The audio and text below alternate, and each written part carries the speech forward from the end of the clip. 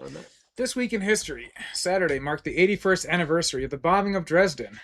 81 years ago, Zog celebrated Valentine's Day by committing the brazen war crime of decimating the German cultural hub of Dresden in a 3-day-long firebombing campaign, burning hundreds of thousands of German civilians to death and reducing centuries of historical infrastructure to ash and rubble. During 4 raids on 13 and 15 February 1945, 1,344 Allied bombers dropped more than 3,900 tons of high explosive bombs. At the time, Dresden was a city filled with German refugees fleeing the advancing Soviet forces in the east. While a German police report initially mentioned 250,000 dead, some sources claim casualties over 600,000. Devastating. Yeah, it's really sad. These people were largely fleeing the Eastern Front, who were there in Dresden seeking refuge. And, they talk about the horrors of Hiroshima and Nagasaki. How many people died in Hiroshima? Well, nuclear weapons don't exist. So I think that was a psyop.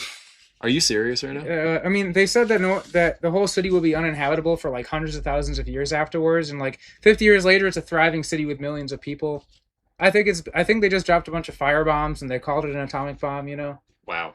How many people died? Howard Stern's father was one of the people that supposedly piloted the planes. I mean, all these people have connections to the media in Hollywood. I mean, you've seen like test footage of nuclear weapons. I've seen what is supposedly test footage of large bombs. Oh my gosh. It makes sense with like geopolitics and nuclear deterrence. That does seem to be playing a role. So yeah, it could be a dog and pony show. Just like sports ball. Nuclear deterrence is just. Well, then when Israel stole our not nuclear weapons, what did they actually steal? They just found out that we were faking it, and then they were allowed to fake it too. Oh, okay. So that's all the countries that don't have them and are trying to get them, they think that they actually exist, so they're trying to achieve something that can't be scientifically achieved. Okay. Nobody's told them the big secret. So proliferation actually happens when a country. How did Pakistan find out? That might have been an accident.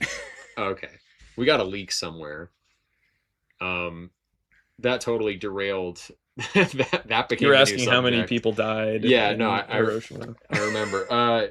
But anyway, I think it was a comparable number to Dresden. Does someone have a phone? Yeah, let's see. Dresden was we don't 25. Obviously, in our circles, we hear about Dresden, but were there even military targets in Dresden?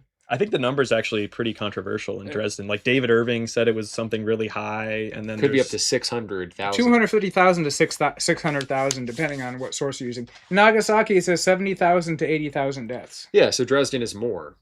Way more. Yeah, the Germans hence really atomic bombs don't exist. Okay. Yeah, no. Wow. They kill more people with fire bombs.